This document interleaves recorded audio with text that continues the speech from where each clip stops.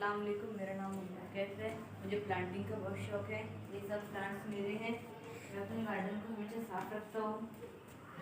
मैं अपने गार्डन की बहुत अच्छी तरीके से देखभाल करता हूँ। मैं इन प्लांट्स को अच्छी तरीके से रोज़ पानी देता हूँ।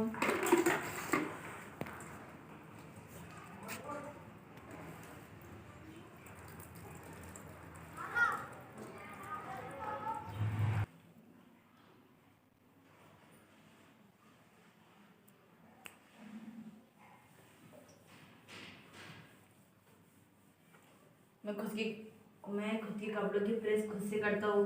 मुझे अपने खुद की काम करना पसंद है। मैं रोज़मर्रा के कामों में अम्मी की मदद भी करता हूँ और मैं मेरे कपड़े खुद प्रेस करता हूँ और मुझे खुद से काम करना पसंद है।